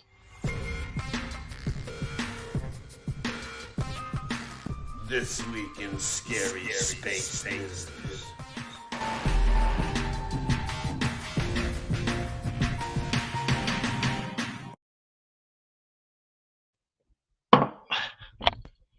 And they're running out of things to talk about on this. It's all so ridiculous. So here's a clear image of the planet Mercury by NASA. I don't know what to say. Everything's turning rainbows. So there you go. That's the clearest picture we have of Mercury right now. My, how you've changed. What's next? And, oh, this was just for those playing along, if you're not familiar with a lot of these hoax things. Does anyone still think we went to the moon? I mean, for real. So 51 years ago. Actually, if I'm not mistaken, I think that's the guy I'm talking to tomorrow, I believe. So ago, we went to the moon, but we can't go back today. I'd go to the moon in a nanosecond. The problem is we don't have the technology to do that anymore. We used to, but we destroyed that technology, and it's a painful process to build it back again. That's probably one of the best little clips there, isn't it? Just fantastic. Why would we destroy the technology and toss away all of the what do you call it? The videos, everything we shot there, the film or whatever you want to call it. It's all gone. Telemetry data, all gone. Isn't our technology supposed to be better now? Here's what phones looked like 51 years ago. And here's Richard Nixon talking to someone on the moon using one of those phones. Go ahead, Mr. President. This is Houston out. Hello, Neil and Buzz. I'm talking to you by telephone from the Oval Room at the White House. And this certainly has to be the most historic telephone call ever made. That's right. Richard Nixon used a landline to call the moon. Yeah, and I lose reception on my porch multiple times. Do you guys believe that was real? But the real question is, why does anyone believe it in the first place? Oh, because you saw it on TV? Do you guys think that video was real? Houston, we've had a problem. Main B, bus undervolt. Roger, main B undervolt. Stand by at 13, we're looking at it. Okay, and we need to put this on my list, moon landing denied. Right now, Houston, the voltage is looking good. All right. Did they? And then look at this. And there was a camera crew before they got there. Plus, look at how this is set up. Now, these guys couldn't see. He can't see this ladder. And so, of course, you're going to put all this weirdness going in and out of these ladder rungs. Like, look, it's over the top of that one. It's inside that one. It's inside that one. Over the top of that one. Inside that one. And if he slips and hurts himself and punctures this, he's instantly dead. Set up a camera crew before he got there. Was the cameraman the first guy to actually walk on the moon? Well, let's talk about this, because this is fascinating. I remember very clearly, I think anybody who was alive at the time does. I remember my parents waiting. And I don't know how much I can play of Conan, but just saying, it's very sus. And when you look at the, what do you call it, high definition of this moonlander, it looks ridiculous. And then there's... Right away, Houston. Vector grid. Which someone had to tilt the camera lens to get that shot. So isn't space supposed to be a harsh environment? They went through space in our atmosphere in this thing. Do you guys believe that? And who filmed the shot of them leaving? So the cameraman who was... The first time I ever saw that was Math Powerland, and if I ever do a show with him, he mentioned about, did they leave this guy on the moon? And now they say they did it remotely like everything else. So, and then there's this guy that says anything that indicates the telemetry data is even in existence, and as I said, even if we had it, we don't have the machines to play it back. Doesn't have it either. The Smithsonian doesn't have it. Johnson doesn't have it. Right. We've been unable to track it down. I mean, we don't know where this telemetry data ended up, and we don't know what path it may have taken. So unfortunately, I'm afraid I can't really give you much of a clue as to where this data ended up and whether it still exists or not. Here we are. So, oh, did he say here we are? And here we are. So hopefully I'll have a great conversation with this gentleman tomorrow. But yeah, isn't that something? So, okay, let's see what's going on over here. And then I've covered this. I was told that I was filming my stars out of focus. I say nay, nay, because this is what they look like. And other people have filmed it too. And some of these you can see with the naked eye. You can see Sirius sometimes dance around and do different colors. If not with your naked eye, with the binoculars for certain. And just like God said, we're not flying through space on a spinning ball. He said that we're covered with a firmament, and there's waters above us and waters below. That's how you got the whole flood thing going on too. And it looks the same. So whatever these angelic beings or whatever these are, they're definitely not what they tell us they are. There's something more to them. And in fact, I didn't have time to work on it tonight, but my wife and I were sitting on the porch and it was sunny, and we had a dog bowl there, and the water in the dog bowl was reflecting on our dirty ceiling on the porch there. And I played different types of music, and it affected the cymatic pattern, I guess you say. So it's an experiment you can do yourself. It's quite fun and fascinating. I did the rice one. Anyone ever done the rice one? You can take rice and you put it into a container of some kind, and you do 3 different ones. That's what I did. And one of them, and you write labels on them. One of them you say only nice things, complimentary things to. One of them you completely ignore and don't ever even talk to it or open it. And the last one you say really mean things to. And it's wild. If you haven't tried this, you should try it. Cook some rice and put it in these little jars. And the one that you talk nice to, it's still good shape. The one that you neglect, or the one that you said mean things to, they turn colors and stuff, and dye and moldy and all that stuff. So God says it too. I mean, he spoke everything to an existence, and it's still resonating to this day. And so our words matter. I mean, you can prove it with water, you can prove it with rice, and it matters on humans too. So that's the thing. God says the one thing that man can never tame is their tongue. So anyways, okay, where are we at? We're here. And so here we are. Okay. Let's see. I've covered that and that. Okay. I think we're winding it down here. Let's see. I made 3 little videos that I'll put up later. But let's see. Should we do this last one here? We'll save it for next week.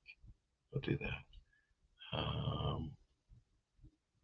Let's see. What should we play?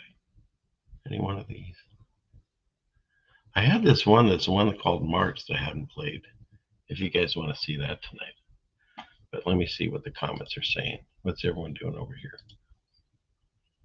Wow, 122 people here. Thank you. God bless you all. So, race feelings matter. So, oh, we got people just showing up. NDB just showed up. Were you here all the time, Groot?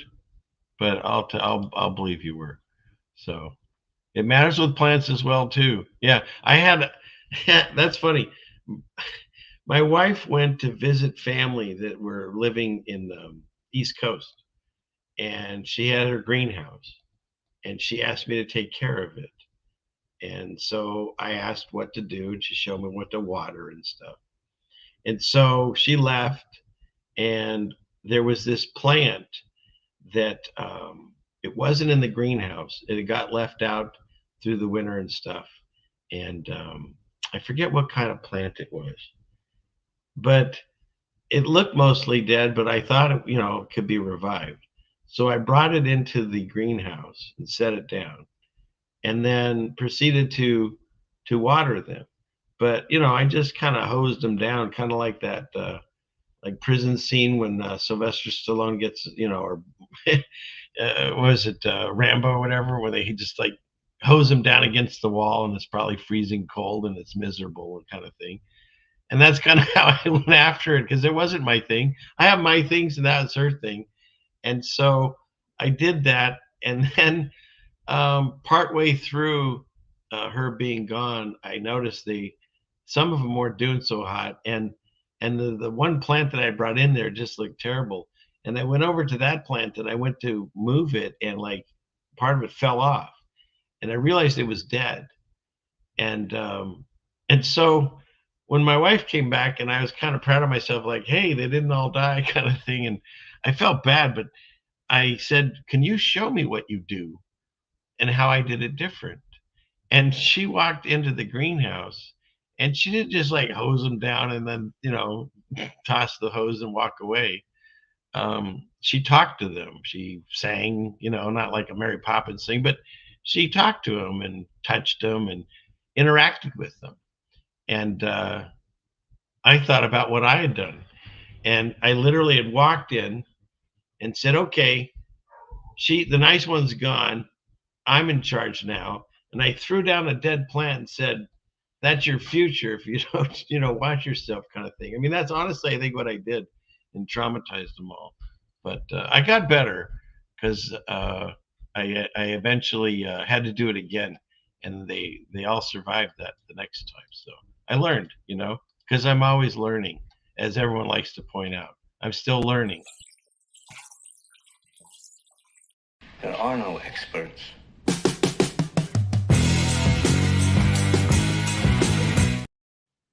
And to those people that want to throw even more labels on me, I don't care.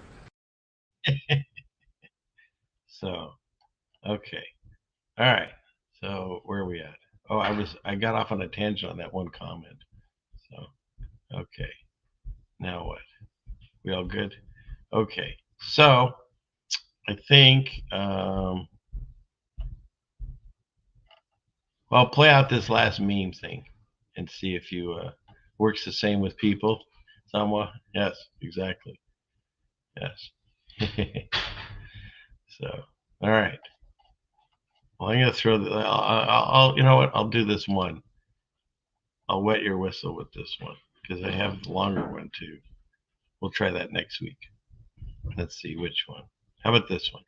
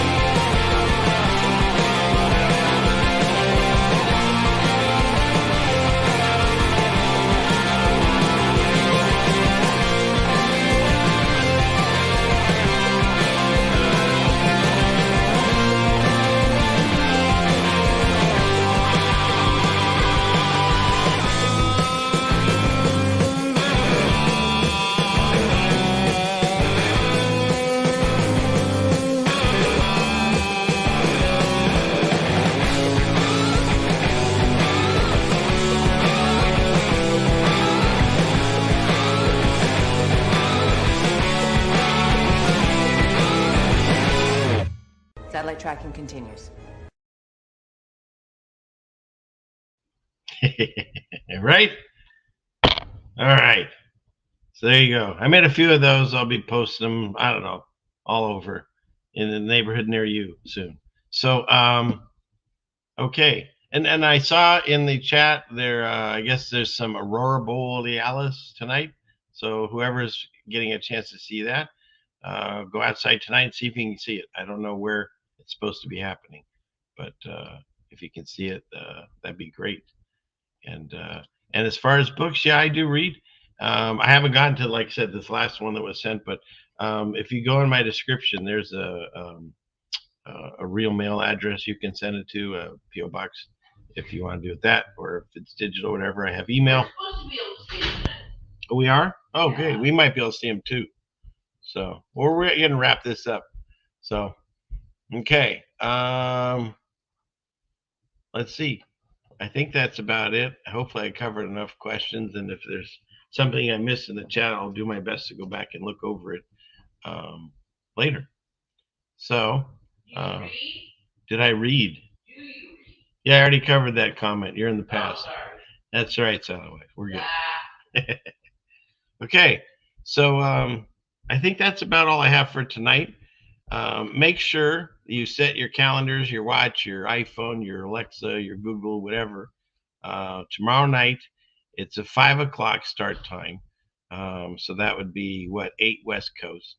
In Australia, it's upside down. I don't know. But yeah, so that's tomorrow night. If you want to spend more time with me, I'll be interviewing JT, follows JC, and we're going to be going over the evidence that we're finding, not just in all the melted stuff that I talk about, like with Jen and Chapu, but also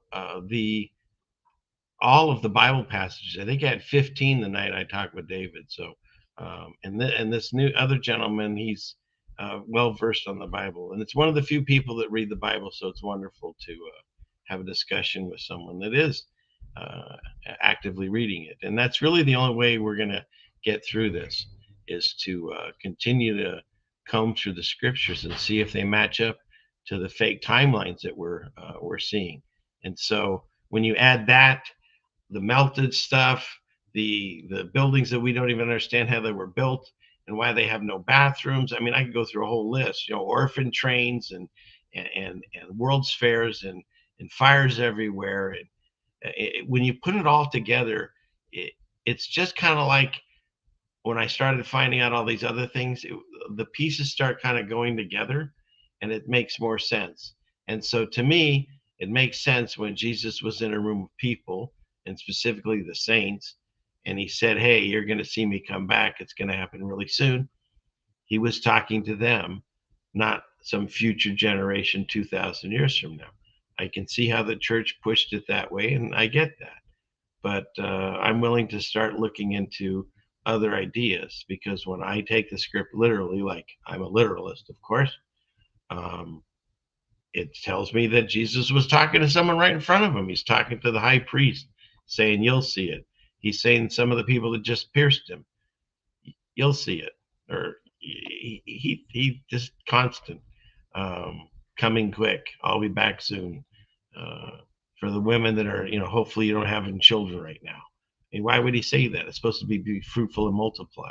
Why would he scare that generation of women to not have children? So 2,000 years from now, their children won't be in it, and they will, running with, you know what I mean? You've read the scriptures. It's like, it makes way more sense that he was being literal, because Jesus can be literal and sometimes figurative.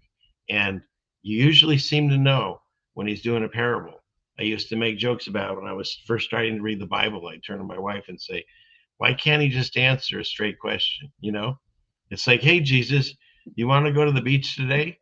And they'll be like, there was a man who wanted to go to the beach. And they'll go on some story. And then you'll be like, okay, I'm not quite sure what the right answer was to that. And he goes, well, the right answer lies in this. Let me tell you about a story of a gentleman that, and so when he's doing those parables. But then when you go back and read those, suddenly it clicks. Something from some other passage and they connect, and it's like the cogs in a wheel. It's really exciting when you can see how this all chronologically, whatever, connects. And like I said, the book of Jasher is it talks about all these different families that when you think of the Bible, it's like watching your favorite TV show. Let's go with, say, Sopranos. A lot of people know that one. So the Sopranos were about that one particular family. However, they interacted with other families throughout the show, and some of them were still there at the end. Some of them died or whatever. And so that's kind of how the Bible is. It's told about basically this one main storyline, but they talk about all these other side characters and stuff. And when you read these extra books like Jasher and stuff, it goes into some of that, the lineages. It just proves it even more to me that if someone took the time to say this one begot that one, begot that one, begot that one, so you can trace the family trees. You know, when we do it nowadays, we spit on a thing or whatever and send it to 23andMe, and they come back and say, here's your ancestors. And I proved that, I don't know about that company, but there was other companies, and mostly it was the ones with the dogs and cats, that it's all made up. And so if that is made up too, then this other thing that I'm reading, which actually was written however long ago by multiple people, shows the connection, the lineage of people. And so that's why I'm saying you're going to find more truth in these scriptures than they are from the people that are lying to you about these other things. You know, when they write all the people that died during, say, the Black Plague and all that, they have no way of knowing who kept those records. They say the church kept those records. And they usually have a swing of anywhere from, I don't know, 10 million to 20 billion. No, but 20 million or 30 million people. Like, they have no idea of how many people died. And it wasn't like Monty Python where the guy's throwing them on the card, bring out your dead, and someone's walking behind it and marking it down, 3, 4, you know. No, that didn't happen. And so garbage in, garbage out, the numbers have always been off and skewed, and I think they are today. However, you can look at the scriptures and these other texts, and you can actually see the lineage and what happened to these people. The stories are fascinating. I mean, eventually I think I just might take this entire channel and just discuss that, because no one seems to do it. At least very few are doing it. And most Bible study talks and stuff, I can't sit through. So I try to, when I discuss it, I do it in a way that, you know, I make it remedial Bible, because that's how I think, I guess. So, is Johnny a pigeon denier? I don't know. I'm not a pigeon denier yet, I think. Didn't I say I'm a pigeon agnostic? A pigeon agnostic. Okay. All right. What should I do? Wait, tell me what I was doing. Okay, I'll do it. No, what am I doing? I forgot what I was talking to you about. But yes, that would be great. Oh, the Bible. Oh, changing the channel to that. Maybe, you know, this channel, this show is very intense to try to put together all these things that I do. And like I said, the Scary Space News is just kind of like, been there, done that. I've covered that ground. And yeah, maybe there's new people reaching me now, but they might have to catch up on some of the old stuff. We'll see. It's still in flux. We'll figure this out together, because, you know, we're all, as everyone likes to remind me, we're all learning. All right. So, okay. I think what we'll do is, once again, I want to remind everyone, we'll see you tomorrow night, God willing, if you can make it, 5 p.m. West Coast. I'm having my discussion with JT Follows JC. Should be very wonderful evening plan there. And I guess more than that, I would just ask that, Heavenly Father, please watch over anyone that's listening to the sound of my voice. Watch over our family and our friends and our loved ones and our neighbors and our brothers and sisters and all of our brethren.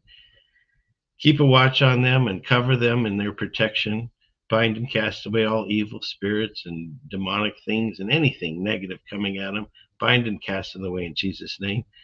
Watch over us and guide us through these times with your love, and fill our hearts with joy, and help us bring more people to find the love and the joy that we can feel and the peace that comes from knowing you in our hearts. Thank you, Jesus. Amen. All right. So, having said that, he said this with a knife in his leg. Class is dismissed. All right. And God willing, well, we'll see you tomorrow night. And after that, I don't know. But for sure, we'll see you tomorrow night, 5 p.m. West Coast. Hope you can be there. And if not, you're square, and we'll see you on the replay. Okay. God bless you all. Thank you for coming, everyone that's still here, and Rumble and Rockfin. And if you like the show, like, share, and subscribe, please. Thank you very much, and have a wonderful evening. God bless you. I'm the satellite.